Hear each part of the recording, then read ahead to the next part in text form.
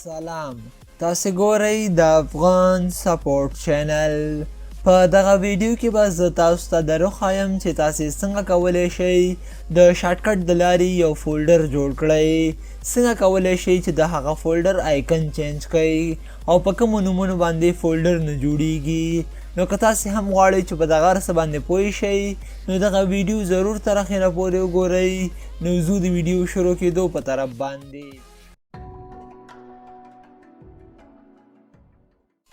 اول څنګه کولی شو چې د شارټکټ د لارې یو فولډر جوړ کړو. اول به تاسې په خپل کیبورډ کې کنټرول شیفټ ان دغه کی به تاسې ووهئ. نو په دغه طریقې سره تاسې کولی شئ چې یو فولډر په ډېرې چټکۍ او په ډېرې تیزۍ سره جوړ کړئ. اوس څنګه کولی شو چې د دغه فولډر آیکن چینج کړو.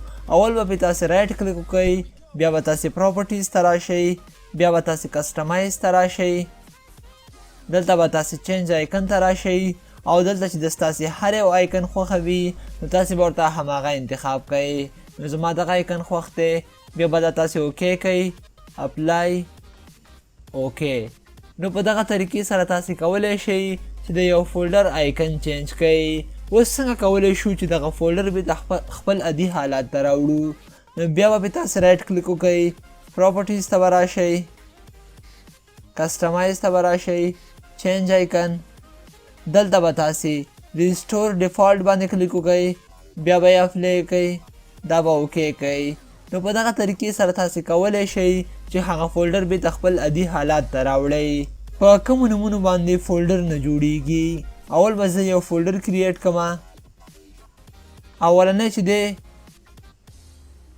CON په دغه نوم باندې فولډر نه جوړیږي. دویم چې دی AUX په دغه نوم باندې فولډر نه جوړیږي. بل چې دی NUL په دغه نوم باندې چې دی فولډر نه جوړیږي. او بل چې دی PRN په دغه نوم باندې هم فولډر نه جوړیږي.